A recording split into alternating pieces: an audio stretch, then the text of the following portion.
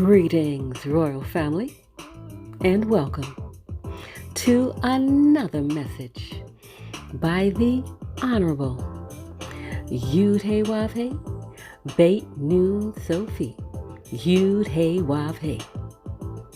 Now, royal family, this message was taught many years ago by the Honorable Yahweh and is being presented to you today by Yahweh's royal priesthood. Remember to like, share, and subscribe to our channel. Visit us at Yahweh's royal priesthood, www.yahweh144000.com. And also, royal family, join us at the University of Yahweh, where classes are designed for the Godhead. Visit us at www.universityofyahweh.org. Also, royal family, listen to our weekly podcasts by the University of Yahweh, found on most podcast platforms. We look forward to you being there as well. Enjoy, royal family.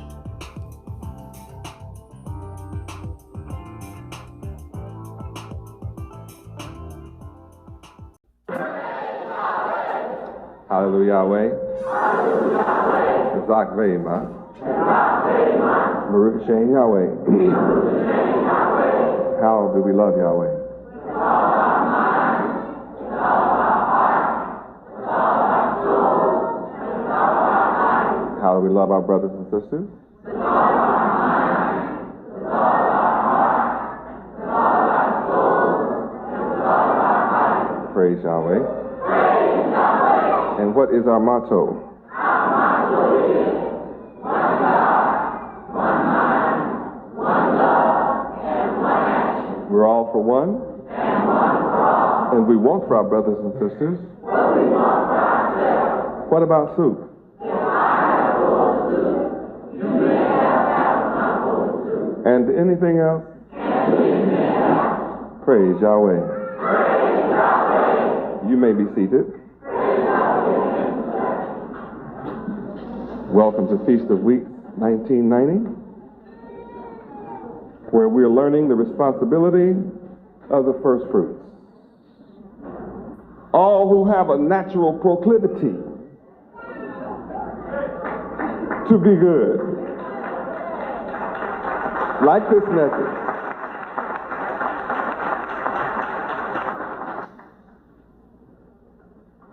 The intelligent people of the world, whether they be good or bad, the good ones are my friends, the bad ones are my enemies. But the intelligent of the world, good or bad, understand that when you sow seeds of riches, you will reap the harvest of riches. Isn't that incredible?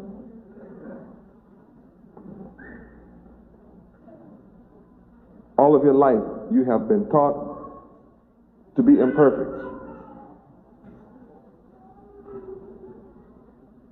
Be all you can be is the slogan of the Army. But you've never been taught how to be more than you can be.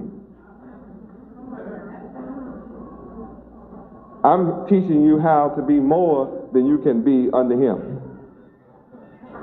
Can you believe that the United States government and the military of this country offers millions of the masses, tens of millions of the masses, that the only way they can be all they can be is to be a part of a killer machine? The Army, that's a killing machine. But the only way you can be all you can be is in the Army that kills people.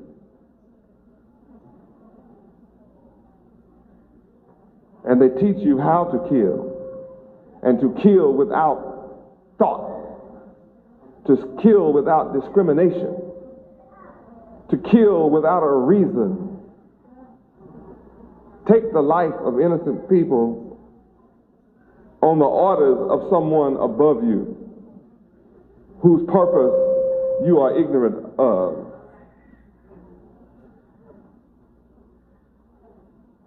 They offer you to be all you can be through death. Then they give you a 21-gun salute and Old Glory across your casket.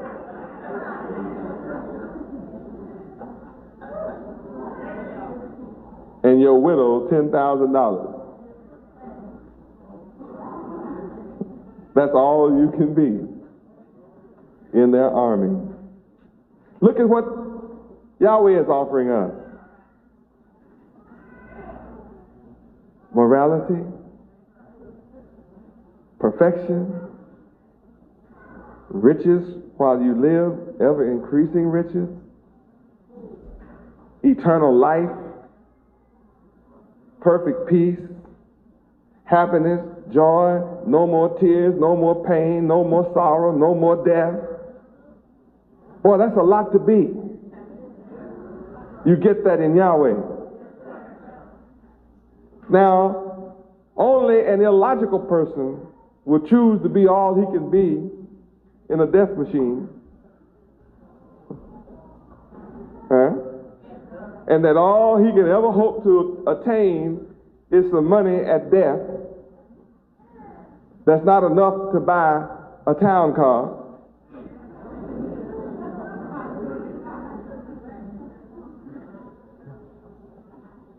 And you come to Yahweh and you're offered ever increasing wealth. You're offered the windows of heaven being opened for you, pouring you out blessings that you'll never have room to receive. Only an illogical person would reject such an offer that Yahweh offers. But then I'm here to teach you to be a logical people.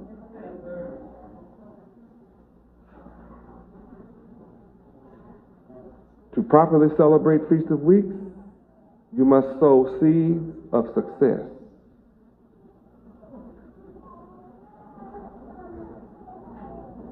How many want to be successful? What'd you go to school for? You still want to be successful? You wasted your time getting educated. What kind of education did you get? You went to school 12 years plus 4 plus 6 plus 8, and you still sitting here talking about you want to be successful? What kind of education did you get? It must be an unsuccessful one in order for you to have spent all your life getting an education from this world and still raising your hand needing success. How many long for success? It's a longing inside.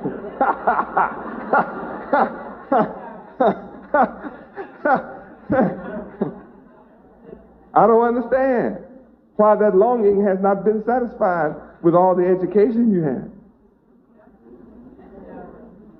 I mean, what have you been working for? How many have been working hard?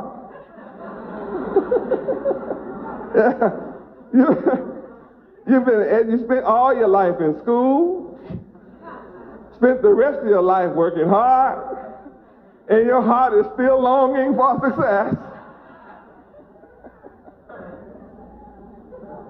What are you trying to tell me? Something is missing in your life. You have been, how many feel deprived? Deprived of success. You've been cut short, cut off from success. Like, you can't find your way. Success is elusive. Few there'll be that find it. How many wish you were one of the few? What have you been doing with your life? Evidently, somebody has been in charge of your life that didn't like you too much. Huh? You must have had somebody in charge of your life that's jealous of you, envious of you. Someone, obviously, since you want success and the people that's been in charge of your life have denied it to you, they must hate you or something. Is that possible?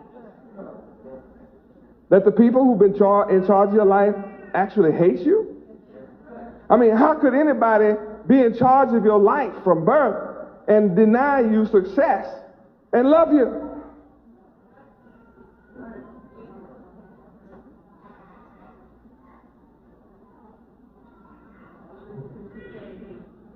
Huh? Leviticus chapter 26:17. Let's see if we can get a look at this thing. Maybe the word will put some light on it. Leviticus 26:17. The answer's always in the Bible. It's always in here. See if we can find it.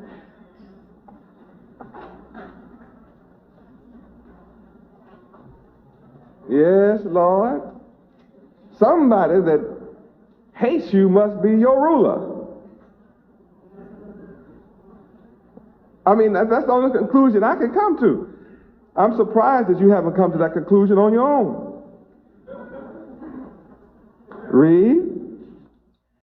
And I will set my face against you, and ye shall be slain before your enemies. They that hate you shall reign over you, and ye shall flee when none pursueth you. What does reign mean? Rule. What kind of ruler do you have? It tells you right there. What kind? Those that hate you are ruling over you. Isn't that something? And you wonder why success is so elusive. What happened to you in your education that you didn't understand why you were not being successful? Something happened. You know what I think it might be? Maybe it's the type of education you receive, like Cinderella. Maybe that's what you need, a Cinderella life. Maybe you need a fairy godmother or something who would change all the rats in your house into Cadillacs. You can have plenty of Cadillacs because your house full of rats.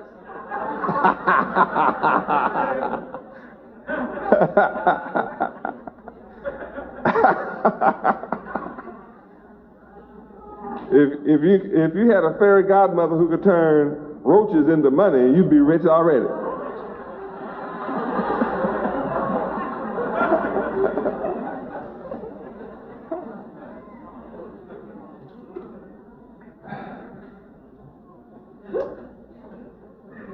See, the word just explained to us why we have not been successful. Our rulers have failed to teach us success, the rules for success. So they offer you debt. They tell you, be all you can be in debt.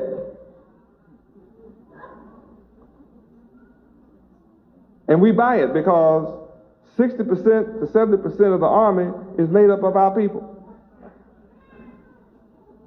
70% of the army, the military, is made up of black folk. What a trick we are in. Once again, it's easy to get rid of half of our black men are in jail trying to be all they could be through drugs. The other half is in a death dealing machine called the army, trying to be all they could be there. How many get the picture tonight that we've had the wrong teachers?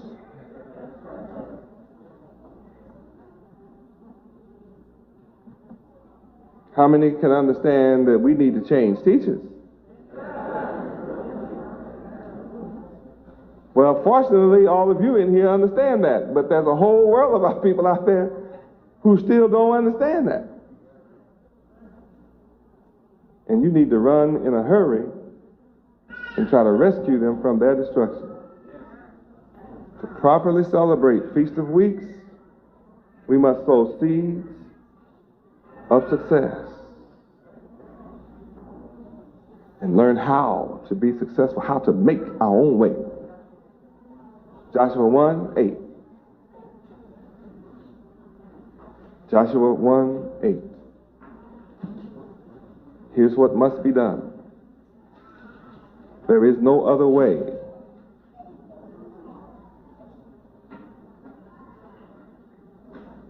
Joshua chapter 1, verse 8. Read. This book of the law shall not depart out of thy mouth, but thou shalt meditate therein day and night, that thou mayest observe to do according to all that is written therein. For then thou shalt make thy way prosperous, and then thou shalt have good success. To have a plenteous crop harvest, you must be connected to the life giver. Who is the life giver? Right. So Feast of Weeks is teaching us our responsibility as the first fruits. Feast of Weeks is a happy time. Why shouldn't it be happy? I mean, think of what it is. Feast of Weeks is your first harvest. Means you may have planted, for every seed you planted, you get 100 back.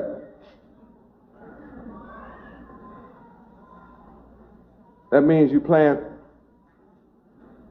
1,000 seeds, you get 100,000 back. How would you like to plant $1,000 and get 100,000 back? Anybody?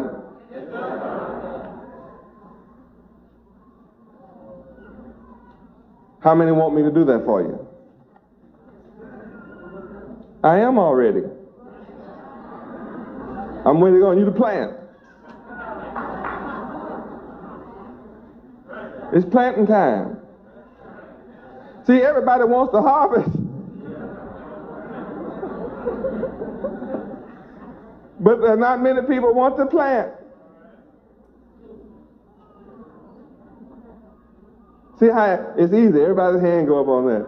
But if I ask how many ready to plant, see, the hands might go up because you don't want to be embarrassed.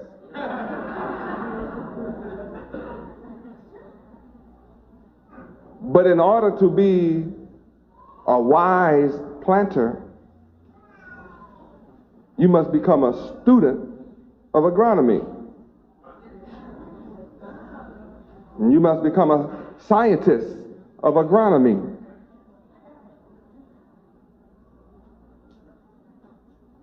You must become a master of agronomy. Write that word down. Yeah, agronomy is the study and the master of the science of agriculture.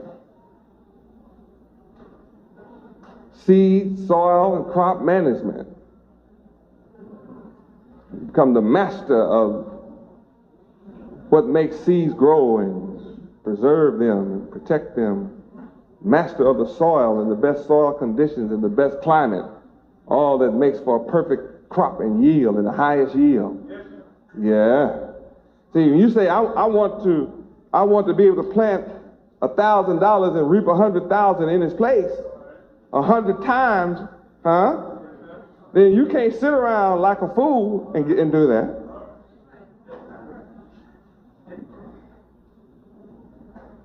Yahweh, being the genius that he is, enable you to get a crop 10-fold, 30-fold, 60-fold, 100-fold.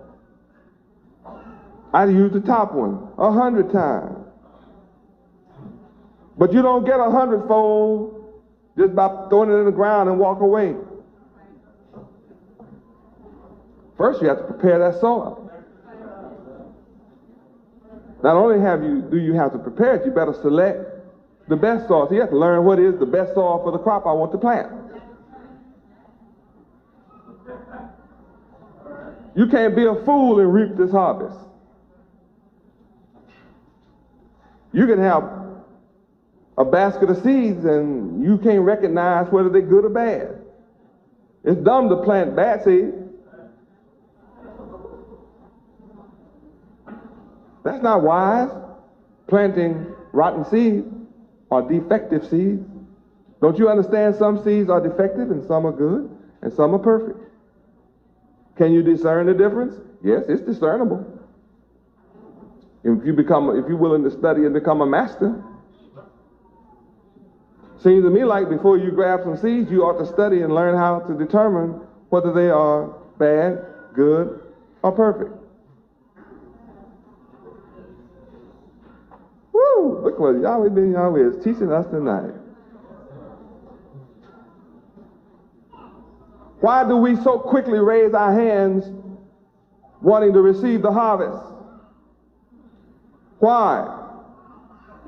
Because we've been programmed by our enemies to seek something for nothing. That's what the lottery is about. They program your mind to be a bunch of individuals, so they can rob you. They have 60 million black folk in America playing $1 a day to hit $1 million lottery, and only one's gonna hit it. If 10 hit it, they have to split the million to 10 ways. But you just put down $60 million. You willingly spend $60 million a day with your enemy, and all 60 million of you hoping you hit for $1 million. Now that's blind. You talk about some blind people. You talk about some dumb people. You talk about some dead people. You talk about some ignorant people. Here's 60 million people put down $60 million, and all 60 million hope to hit for $1 million, and if they all hit, they got to split $1 million up. Enemy keeps 59 million for himself, and throw $1 million on the table for 60 million, hoping they're gonna get it. That's not enough money for 60 million people to get a penny apiece.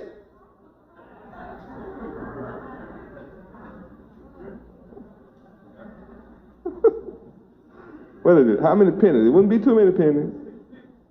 What? 6 cents each.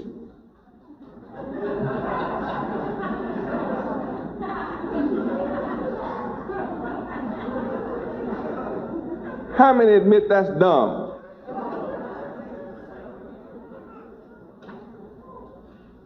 Now, how many want to know what Yahweh says about that? Okay. Yahweh says the $60 million is already a hit. You don't have to try to hit for 60 million. It's already a hit. All the 60 million have to do is attach themselves to Yahweh. Put the 60 million in Yahweh's pot, and you all hit for 60 million. Then we could own some banks, some airlines, some ships, oil tankers on the high seas, railroads, automobile manufacturing plants, steel plants, own savings and loans, our own insurance company. We can get all that for 60 million. Hotels in every city, apartments in every city, first-rate foods in every city, all that for just 60 million. We can cost it but $1 a piece. I would do all of that for you for $1.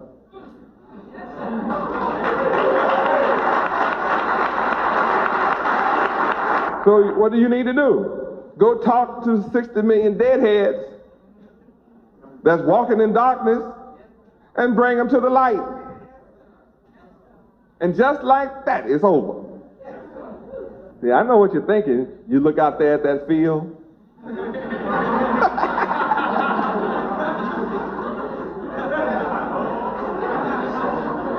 And you see all those weeds in it. You look out there at that field and you see all those rockhead niggas in it. Huh?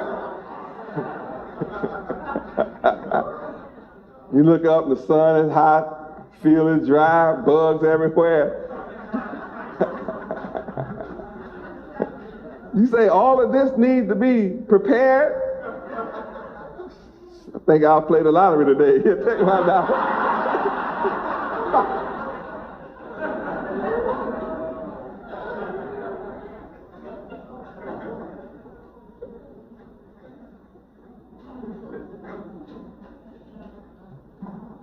What's wrong? We've been programmed not to want to work at solving our problem.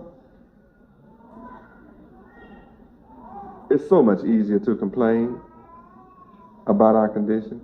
It's so much easier to cry, I'm a victim of discrimination. I'm a victim of racism.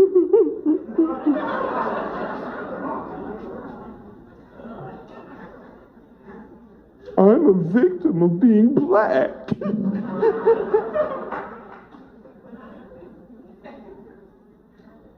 Don't y'all feel sorry for me? I've suffered 435 years in this country.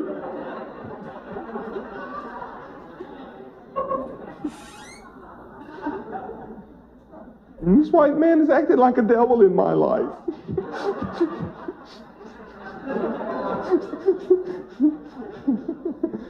Oh, world, don't y'all feel sorry for me?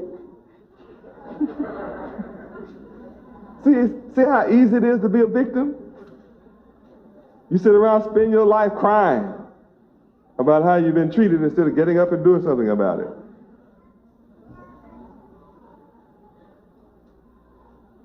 Everybody that knows Yahweh ben Yahweh from observation knows I'm a working God. So why is it that everybody's not following me? They don't want to work. See, at first they said they would follow me if they didn't have to go knock on some doors. See, I would follow Yahweh, but knocking on the door ain't my thing. You know what I mean? Huh? See, I can't be walking out there in the hot sun all day. Walking around with some sheet on. You know, that ain't gonna get it, boy. I need more than a rag on my head. You know, that sun is hot, boy. I need an umbrella or something. I don't even see y'all with no umbrella either. No. I don't even see tennis on. I have to have some tennis on at least. Now, when y'all stop knocking on these doors and walking around this country in these neighborhoods and walking where angels fear to tread, I'll be there. I said, are you sure they said that? Yeah, that's what they said, y'all women. They said, they'll be here. Are you sure? Yes, sir. They all said they'll follow you if you come out these streets. I brought you out. I'm trying to figure out where they are.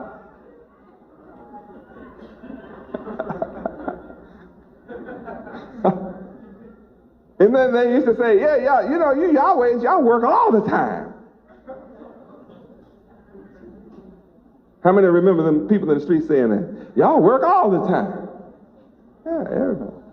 Now people say, y'all own everything.